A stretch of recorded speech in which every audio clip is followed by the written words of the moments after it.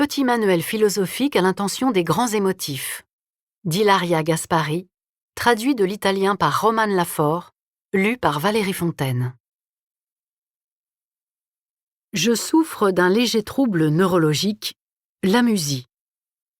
En 2 mots, j'ai du mal à profiter de la musique, de la même façon qu'une personne souffrant de dyslexie éprouve des difficultés à lire et à écrire. Ce n'est pas que je n'entends pas la musique, je l'entends très bien, mais j'ai du mal à la graver dans ma mémoire, à la reconnaître et à la décrypter, à moins d'y employer toute ma concentration. Je dois faire un effort supplémentaire par rapport à mes semblables pour parvenir à être touché par la musique. Je me dis que mon attirance pour les mots est peut-être venue de là. Ce n'est pas un drame, on vit très bien avec. Freud était à musique, paraît-il, et sans doute Che Guevara aussi, qui un jour effara une assistance en dansant un tango sur un air de milonga. Ou alors était-ce le contraire ? Je l'ignore, et de toute façon, je serais incapable de faire la différence entre les 2 styles.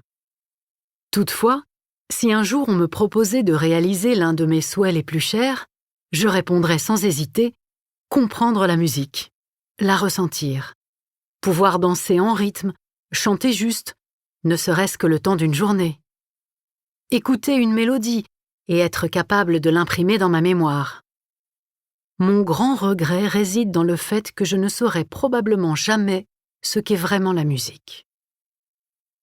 Quand j'avais 10 ans, peut-être même 9, je reçus en cadeau un recueil de poésie de Giuseppe Ungaretti.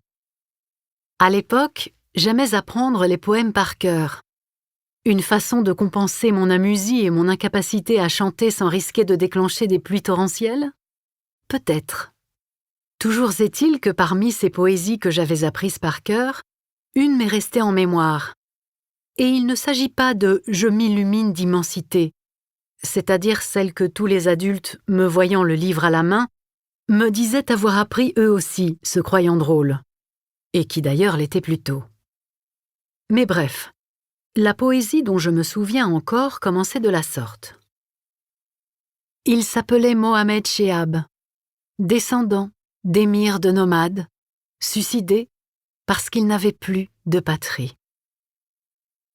C'était une poésie sur la jeunesse parisienne d'Ungaretti, ou plutôt sur le colocataire, déjà ami de longue date, les 2 s'étant connus enfants en Égypte, à Alexandrie, avec lequel il avait vécu en pension rue des Carmes, allée flétrie et en pente.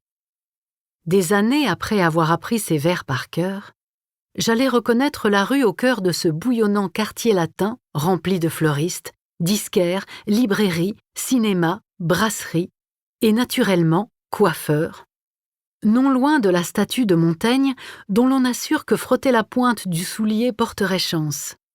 Et de fait, elle est toute brillante, plus claire que le bronze du reste de la chausse et de la gambette fluette qui la surplombe. Chaque fois, en passant par cette rue, qui n'a plus grand-chose de flétrie aujourd'hui, je retrouvais le vers sur l'allée en pente, et je pensais à Chehab, qui fut Marcel, mais n'était pas français. Cette poésie parlait de solitude, et je m'en rendais déjà compte à 9 ans, tandis que pour l'imprimer dans ma mémoire, je m'inventais une image à associer à chacun des vers. J'avais par exemple lié à l'adjectif flétri la pénombre d'une ruelle, jusqu'au jour où je découvris que de pénombre, la rue des Carmes n'en avait guère. Ce qu'elle avait, c'était cette belle lumière laiteuse, claire, opalescente de Paris, qui donne toujours l'illusion de se trouver au bord de l'océan.